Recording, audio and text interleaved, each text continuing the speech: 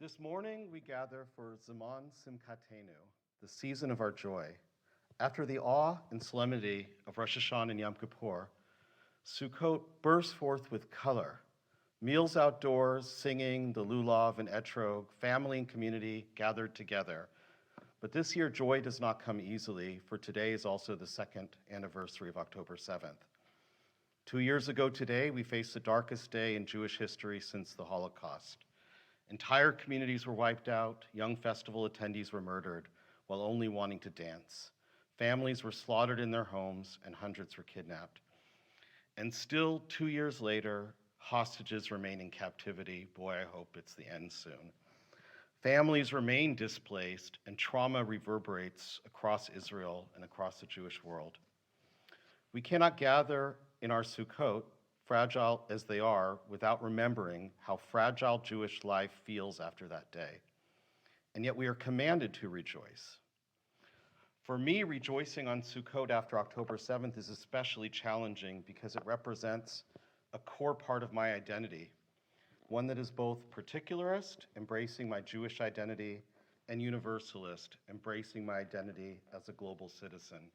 As Rabbi Nicole so eloquently reminded us on Yom Kippur, embracing both particularism, caring about ourselves as Jews, and universalism, caring about the world at large, is a core value of progressive Judaism.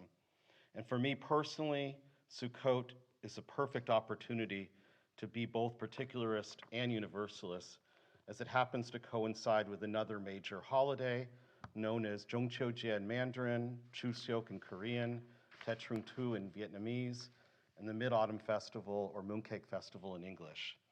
The Mid-Autumn Festival date is based on the Chinese calendar, which, like the Jewish calendar, is a luni solar calendar. The holiday, in fact, typically falls within the same period as Sukkot, and this year is on the same day. It's celebrated throughout much of East and Southeast Asia, with variations on a common theme, celebrating the full moon during the autumn harvest. There is no religious element and thus no risk of being interpreted as Avodah Zarah or foreign worship. And because of my wife's upbringing in China and my years spent in China and Singapore, celebrating both Sukkot and Mid-Autumn Festival provides an opportunity for my family to mix traditions, sharing mooncakes, pomegranates, and pomelos, hanging lanterns in the sukkah, and gazing at the full moon. More importantly, enables me to highlight the universalist spirit that has always been a significant part of my Jewish identity. It doesn't just include incorporating traditions from other sources, but also focusing attention on others during our Jewish holidays. For example, since my early childhood, my Seder table has always been filled with lengthy, passionate discussions about how to connect the story of Exodus, the liberation of the Jewish people, to the need to liberate all people regardless of their background, whether they be Black South Africans in the 1980s, the Bosnians in the 1990s, or the South Sudanese in the 2000s. But like many other Jews, October 7th shattered much of that universalist spirit. I witnessed the horror of that day and the silence of my non-Jewish friends. And just 2 days later, I was shocked by the mass protest in front of the Sydney Opera House, filled with anti-Semitic hate language. And then day after day, while working on a university campus and interacting with many non-Jewish academics, every encounter about being Jewish felt like an attack. If I mentioned any sympathy for Israeli Jews, regardless of their politics, I became a suspect of a crime. I was labeled a racist, a colonist, and a genocide enabler. And every time I mentioned that I was Ashkenazi, which to state the obvious has had a distinct history and identity within the European experience, the response was that the only identity I could claim was whiteness. And after months of these hostile encounters, online, with colleagues, and even with friends, I began to turn inward. The particularism took all of me, and the universalism started to drift away. I began to feel like the only people who understood me were fellow Jews. And how could you blame me?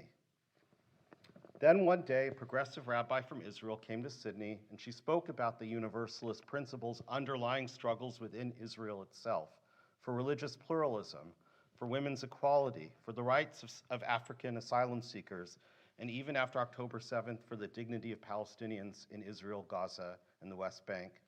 And I realized then that I couldn't let go of the universal even when the need for the particular was so strong. And that's when I turned to the same mindset that has been the cornerstone of my research and teaching for past 15 years, the paradox mindset. A paradox mindset entails framing the most significant problems we face, not as puzzles to be solved, but as tensions between contradictory solutions that we should embrace and navigate simultaneously.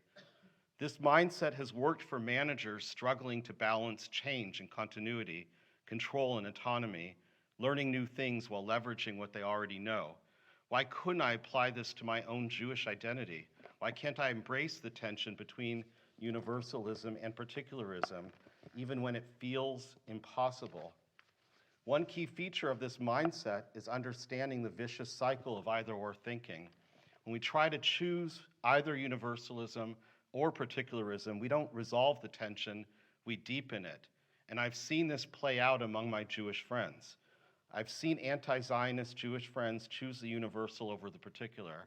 They pretended that the concerns of nearly half the global Jewish population, the ones who live in Israel, and another 40% who feel a connection to Israel, are of no concern to them. But within this polarizing climate where anti-Zionist non-Jews focus their attention on Israel, these Jews' Judaism becomes solely defined by their opposition to Zionism. It hasn't helped any Palestinians, since the only way to truly help Palestinians is to build bridges with supportive Israeli Jews.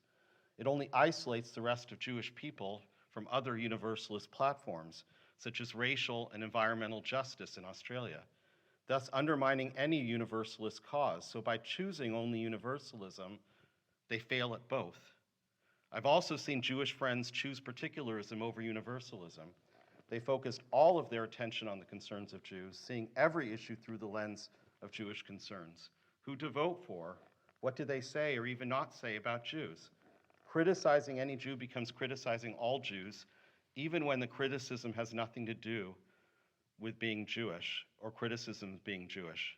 Of course, there are many cases where anti-Semitic comments are masqueraded as criticisms, but when the assumption is that it's always the case, then what? They end up not only disconnecting themselves from any universalist concerns, but they lose a lot of what it means to be Jewish because they forget about what makes Jewish values so wonderful. And by not being able to talk to non-Jews about sensitive issues, they even lose their capacity to find the allies who can protect the Jewish people. So by choosing only particularism, they fail at both. Adopting a paradox mindset entails recognizing that choosing both is the only viable option, even when it feels impossible. It doesn't mean pretending that there's never a need for a trade-off. We can sometimes focus on standing up for ourselves, while at other times focus on standing up for others. However, each time we lean in one direction, we must recognize the need to lean back in the other direction. And when we always keep our mind on both the particular and the universal, even when they contradict each other, we sometimes discover serendipitously integrative solutions that address both. And what better example of the effectiveness of integration than celebrating Sukkot and its connection to the world? Think about it.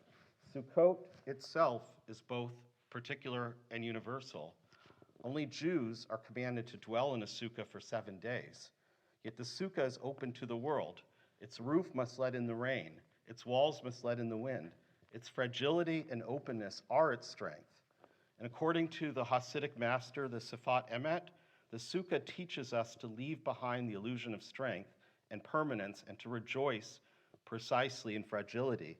For true joy comes only when we sit under the shelter of the Shekinah, or the presence of the divine. His words suggest that we must see holiness not in brick and stone, but in branches and sky.